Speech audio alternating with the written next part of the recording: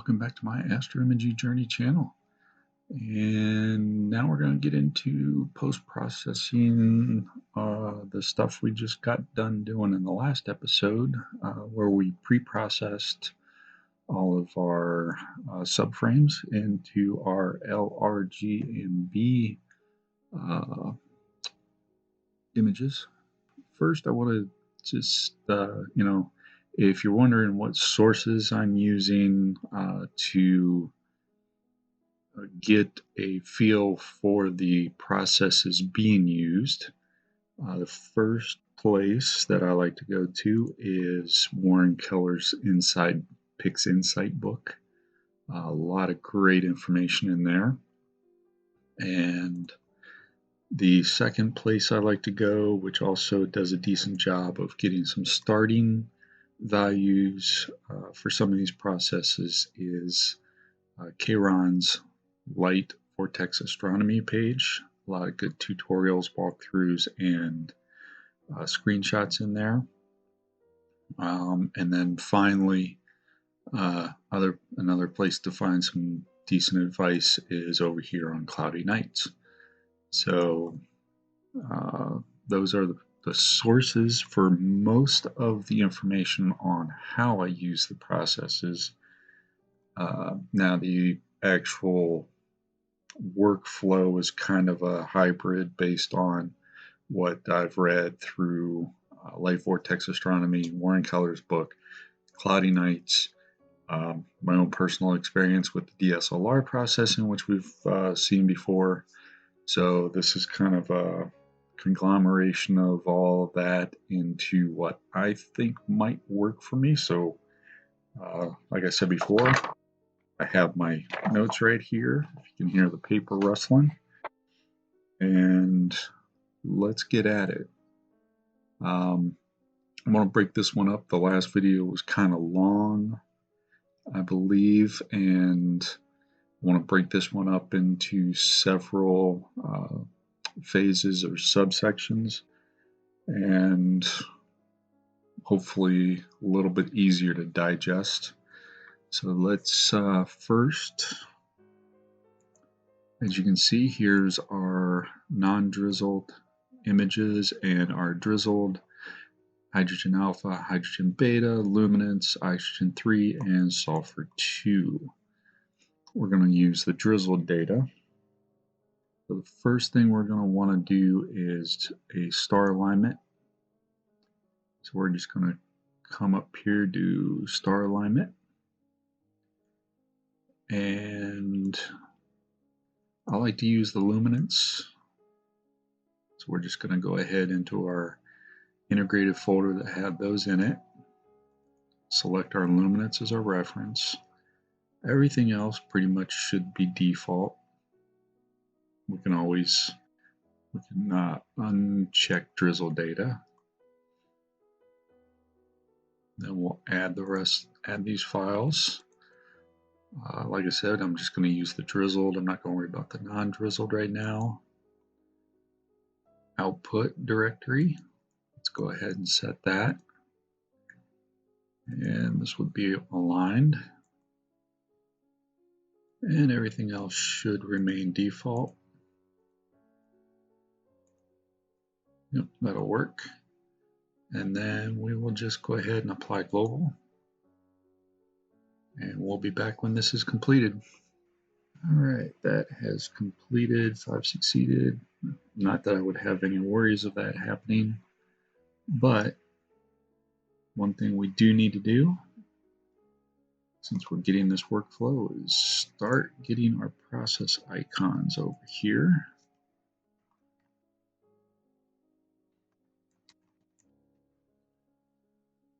And let's go ahead and pop that up here.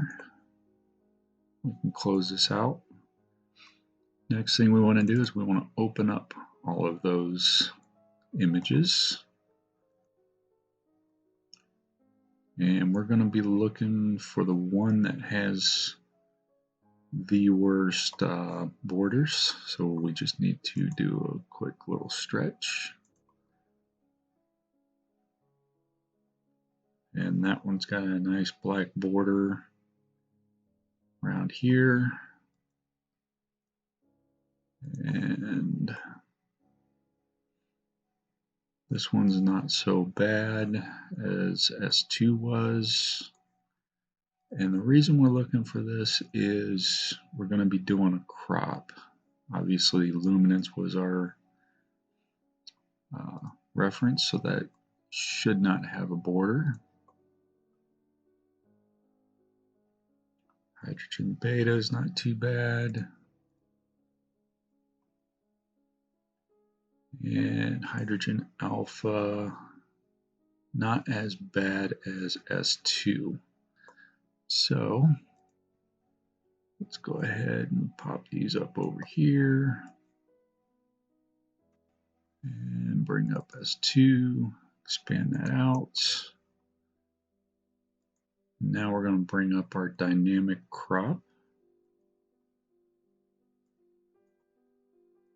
Select our S2 and hit reset. That will put in our box. Now the next thing I want to do before I do any adjustments is I just want to go ahead and create my process icon.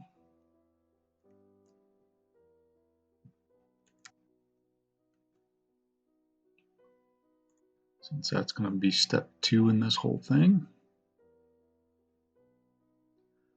And now we definitely need to get rid of the black borders. And we do have some glow on the sides that the darks did not get rid of. So we're just going to go ahead and we're going to pull this in. I'm actually going to go a little bit aggressive on this.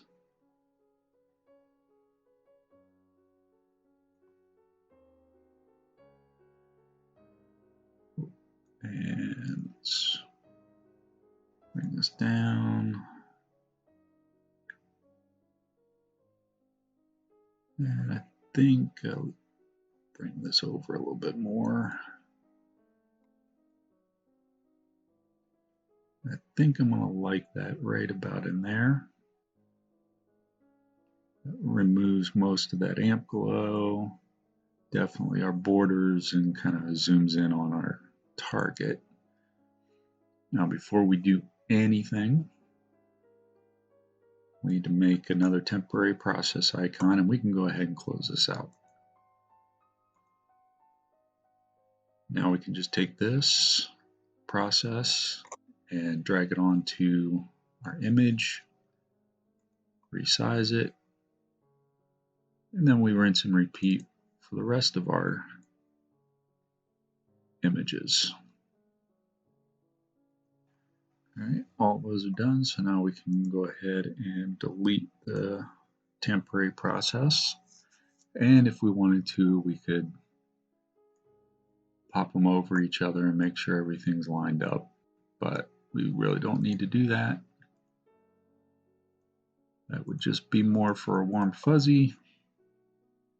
Now we're gonna do a linear fit on all of our non-luminance images.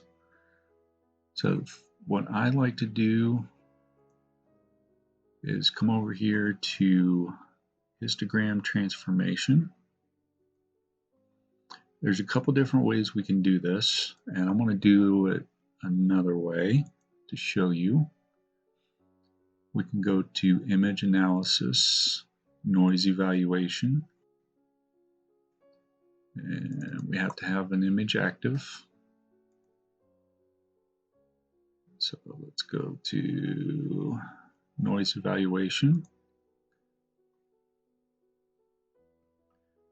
And this is going to give us a sigma value of the noise over how many pixels, and you know that's a decent representation but of the noise, but doesn't give us the separation between, or it's not going to give us a good representation of the signal to noise. And we kind of want to keep the lowest noise or the highest SNR image as our reference. We'll get you here in a second. So that's one way of doing it. You can look for your lowest sigma value and use that. Another way is to come in here to Histogram Transformation, and let's go ahead and select H alpha, and everything's over here to the right. So let's just zoom in.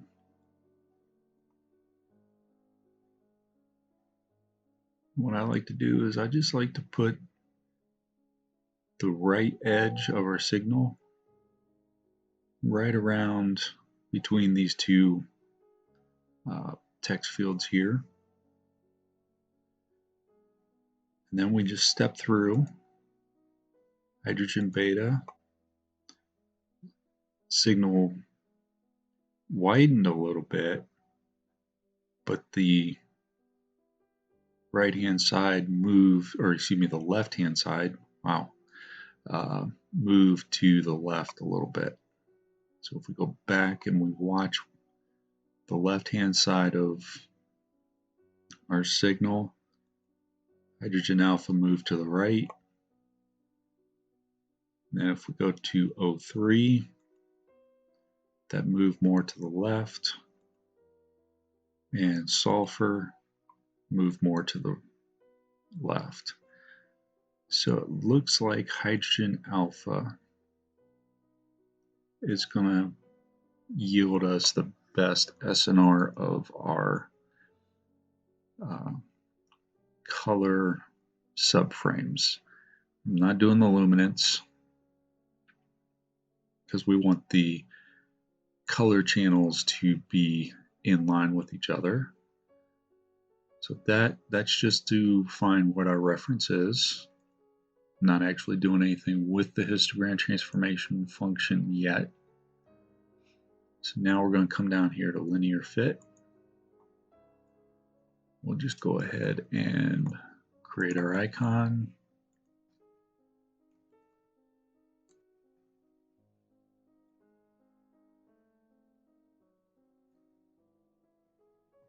And then our reference image was H alpha.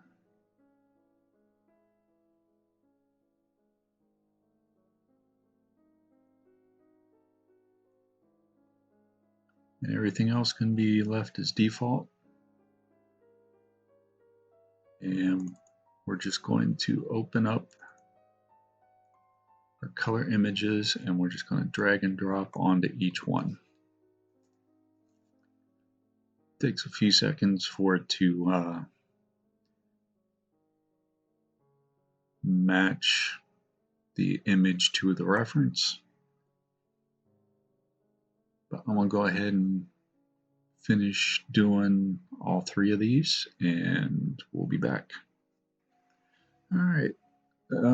Before I finish these up, and you might notice, look how washed out this looks. That was because it was stretched. Screen transfer function was stretched, or excuse me, the image was stretched with the automatic screen transfer function, and it just appears washed out. So what we can do, don't worry about that, just undo the stretch and then redo the stretch, and now it looks a lot better. So let me finish up with hydrogen beta and we'll be back. All right, all of the images with the exception of luminance have been linear fit to each other. So now what we're going to want to do is a little ABE or DBE. So the first thing I'm going to do is I'm going to do a little ABE just to see how it does. Yep, these are the defaults. Defaults will work pretty well as a general rule. So we don't need to really change much other than the correction will be subtraction. I don't need the background model, so we can discard that. And we'll just drag and drop onto here and see what we end up with. And that doesn't look too bad. I could do a DBE, but for now, I think I'm just going to stick with the ABE in the early stage. So I'm going to go ahead and minimize that one and minimize that one. And we'll just pop this up here for now. I do need to create my process icon.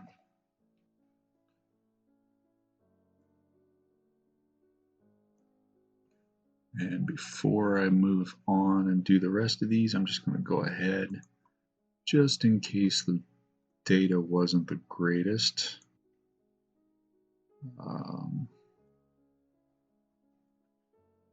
Does want that, so let's go ahead and set this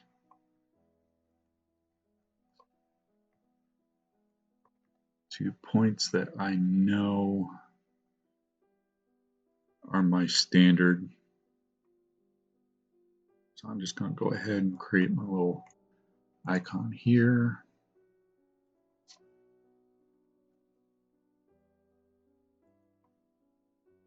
And we can close that one out. That was just to get my placeholder. Because if the data was worse, much like my DSLR data was, I would probably want to go and do a DBE as opposed to the ABE. But the ABE looks like it might work for me. So I'm just going to go ahead and do the ABE on the rest of these, and we'll be back when it's done. All right, so we have all of our images are now have had ABE applied to them. So we're going to close out of ABE. Then I'm just going to move these underneath of those, just to keep everything nice and even for myself. And now we're going to combine the RGB channels. So we're going to come down here to processes, all processes, channel combination, RGB, and we're going to do this twice. But the first thing I'm going to do is I'm going to create my process icon for the workflow.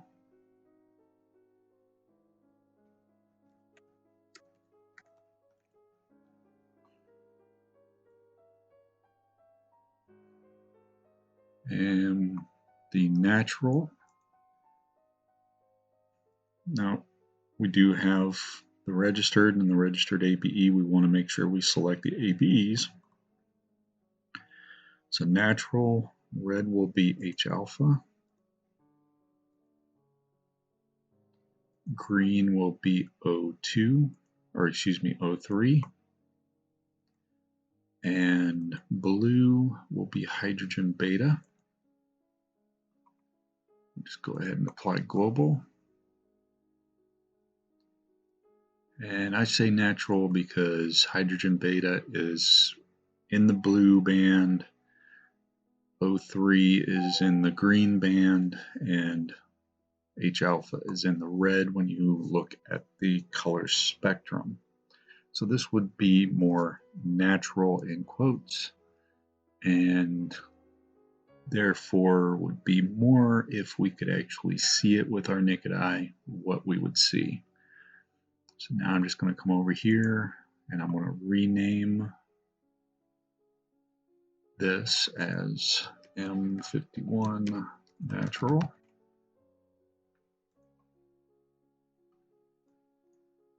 And we will pop that over here. And then we also wanted to combine these using the Hubble palette. Sometimes that's a little bit more pleasing to the eye. and that is the acronym SHO, S-H-O. So in red, we will use sulfur. And I just noticed, let me delete that, because look right here, I did not use the ABE in my blue. So let me redo that one. And there we go. And much better. So let me M51 natural.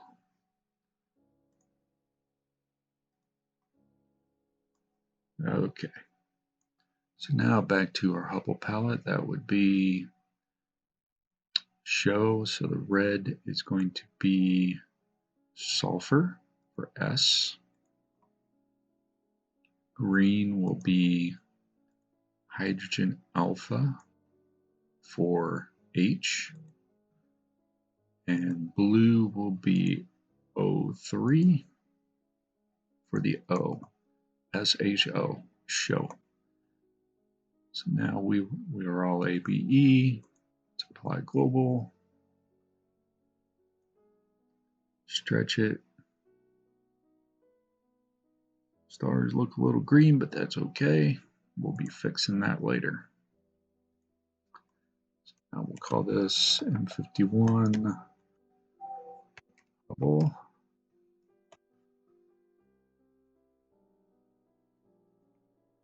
Minimize that, pop it over there. And this is a good stopping point for this video. We'll call that phase 1 or step 1, whatever we want to call it. And yeah, so when we come back in the next video, I will be working with the luminance exclusively. And then we'll get into color after that. So with that, I'm going to say thanks everybody for watching. Hope this was informative. Thanks for following me on this journey while I'm trying to get this workflow going. And as always, clear skies. Please stay safe and do your part to help everybody stay happy and healthy. And as always, have a good one. Thanks for watching yet another episode from the Astroimaging Journey channel. Really appreciate your viewership. In our upper right, we have the latest video that I have posted prior to this one. Down in the lower right, we have what YouTube thinks you will enjoy. Below is a subscription link. Please hit that like button, subscribe if you so choose, ring that bell if you want to get notified of something new, and as always, thank you. Clear skies. Remember to